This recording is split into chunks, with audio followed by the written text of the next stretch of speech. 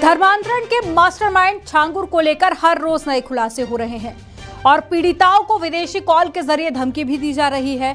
वहीं जलालुद्दीन उर्फ छांगुर के नए कोड वर्ड का भी पता चला है। धर्मांतरण का कोड दिया गया था धरती पलट और 7 दिन के रिमांड के बाद में यूपी एटीएस ने एक दिन पहले ही छांगुर और साथी नसरीन को लखनऊ जेल में दाखिल करा दिया था। इधर ईडी की टीम भी बलरामपुर से लेकर मुंबई तक छांगुर और उसके सहयोगियों के ठिकाने पर छापेमारी कर रही थी। आपको रिपोर्ट दिखाते हैं।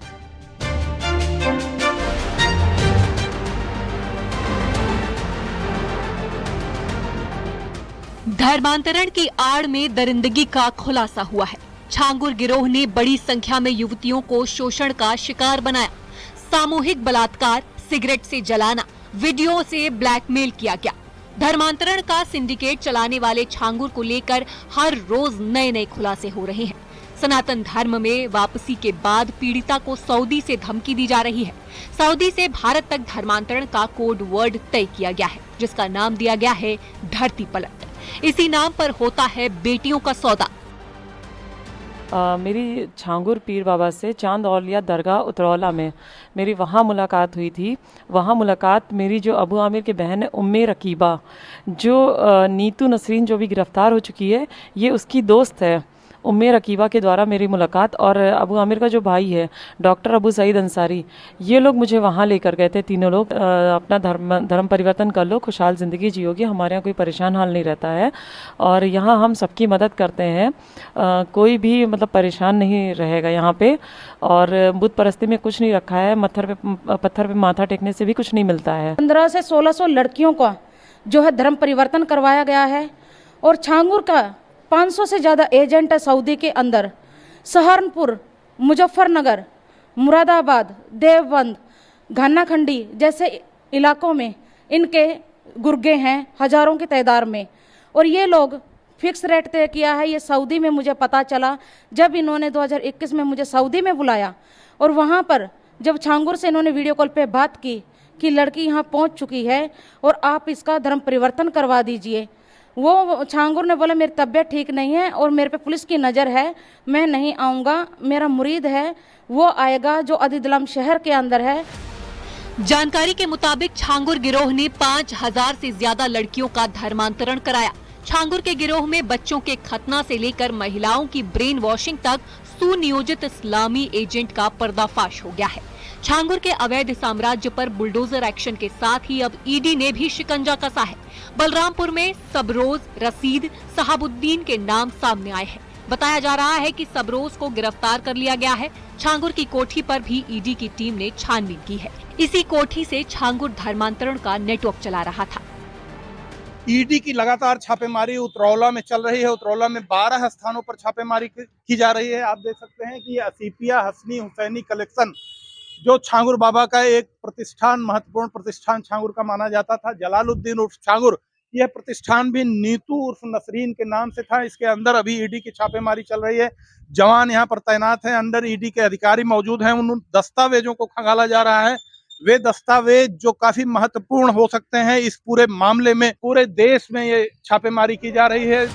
अवैध धर्मांतरण के मास्टरमाइंड जलालुद्दीन उर्फ छांगुर के खिलाफ यूपी एसटीएफ और एटीएस के बाद ईडी की 12 टीमों ने बलरामपुर में छांगुर के अलग अलग ठिकानों पर शिकंजा कसा है। ईडी ने छांगुर के 14 ठिकानों पर छापा मारकर जांच शुरू कर दी है। 9 जुलाई को ईडी ने मनी लॉन्ड्रिंग के अपराधों की जांच के लिए छांगुर के खिलाफ रिपोर्ट दर्ज की थी। जलालुद्दीन उस छांगुर की कोठी पर इस समय हम मौजूद हैं। वही कोठी जहां पर बुलडोजर की कार्रवाई हुई थी, जहां से काले साम्राज्य का संचालन किया जा रहा था, वहां पर ईडी पहुंच चुकी है। ईडी के अधिकारी अंदर तमाम दस्तावेजों की छानबीन कर रहे हैं। ये वही कोठी है जहां से कहा जा रहा है कि मधुपुर से ही इसी कोठी से पूरे काले साम्राज्य का, धर्मांतरण के काले साम्राज्य का संचालन किया जा रहा था। आप देख सकते हैं कि ईडी के तमाम अधिकारी अंदर मौजूद हैं, बाहर जवान तैनात किए गए हैं। अंदर काले साम्राज्य का जो भी दस्तावेज, जो भी साक्ष्य है वो इसके अंदर छिपा हुआ है। ईडी उसी को तलाश करने के लिए आई है। यही वो जगह है जहां पर बुलडोजर की कार्रवाई हुई। छांगुर के ठिकानों पर ईडी का बड़ा सर्च ऑपरेशन चल रहा है। यूपी के बलरामपुर से लेकर मुंबई तक कार्रवाई जारी है। बैंक खातों में सैकड़ों करोड़ों के लेन देन और विदेशी बैंकों में खातों की जानकारी ईडी की टीम जुटा रही है, जिससे छांगुर के आर्थिक साम्राज्य को ध्वस्त किया जा सके। Bureau report, news 18, Uttar Pradesh, Uttarakhand.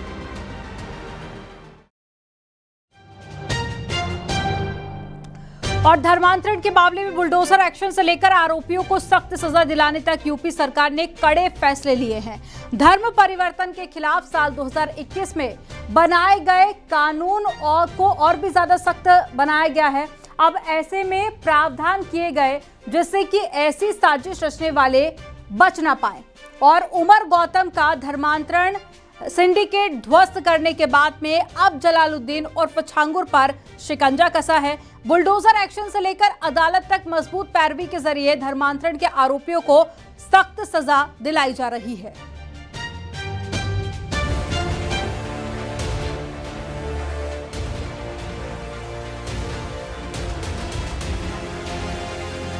योगी सरकार ने अवैध धर्मांतरण को रोकने के लिए साल 2021 में गैर कानूनी धर्म परिवर्तन के खिलाफ पहला कानून बनाया था, जिसके बाद से लगातार कार्रवाई जारी है। साल 2024 में संशोधन किया और कानून को और अधिक सख्त बना दिया। तथ्यों को छिपाकर या डरा धमकाकर धर्म परिवर्तन कराने को अपराध की श्रेणी में रखा गया।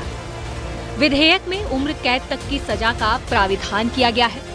एटीएस ने 5 जुलाई को अवैध धर्मांतरण मामले में जलालुद्दीन उर्फ छांगुर और उसकी सहयोगी नीतू उर्फ नसरीन को गिरफ्तार किया था, जिसके बाद से एक्शन जारी है।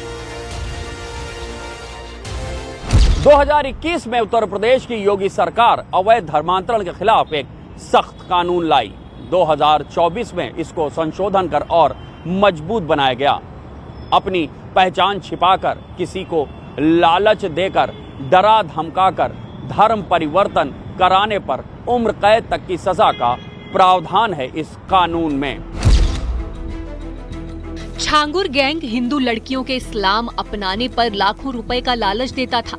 गैंग के सदस्यों ने करीब 40 बार इस्लामिक देशों में यात्रा करने की जानकारी यूपी एटीएस को मिली है। गैंग के सदस्यों ने खुद के नाम और अलग अलग संस्थाओं के नाम से 40 से ज्यादा खाते खुलवाए थे, जिनमें लगभग 100 करोड़ रुपए की धनराशि का लेन देन हुआ है।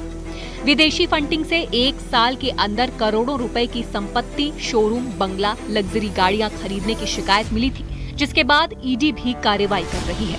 बलरामपुर में 3-4 सालों से छांगुर का ठिकाना शिजर ए तैयबा नाम से एक पुस्तक भी छपवाई। प्रेम जाल में फंसाकर कराता था धर्म परिवर्तन। प्रशासन ने छांगुर की अवैध कोठी को जमींदोज किया।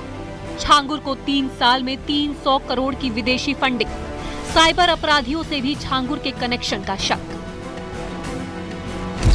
राज्य सरकार अवैध धर्मांतरण को लेकर लगातार कार्रवाई कर रही है। कानून में कड़े प्रावधान के बाद उमर गौतम से लेकर कई ऐसे मामले हैं जिनमें अवैध धर्मांतरण कराने वालों पर शिकंजा कसा गया है। यूपी एटीएस ने ऐसे ही रैकेट के मास्टरमाइंड उमर गौतम पर एक्शन लिया था, जिसमें यूपी के अलावा दिल्ली से 3, महाराष्ट्र से 4, बिहार, गुजरात से अरेस्टिंग की गई थी और प्रभावी पैरवी के जरिए उमर गौतम समेत 16 को सजा दिलाई गई थी। अब सबसे बड़ी कार्रवाई जलालुद्दीन उर्फ छांगुर बाबा के अवैध धर्मांतरण सिंडिकेट पर जारी है। एक मजबूत जांच के बाद जलालुद्दीन उर्फ छांगुर बाबा, नीतू उर्फ नसरीन, नवीन उर्फ जलालुद्दीन, छांगुर के बेटे महबूब और 5 अन्य आरोपी, 9 आरोपियों को नामजद बनाते हुए एटीएस ने एक एफआईआर दर्ज की। इसमें कई आरोपी अज्ञात भी हैं। जाहिर है अवैध धर्मांतरण की फैक्ट्री पर शिकंजा कसने के लिए यूपी सरकार लगातार कार्रवाई कर रही है। गिरफ्तारी, संपत्ति की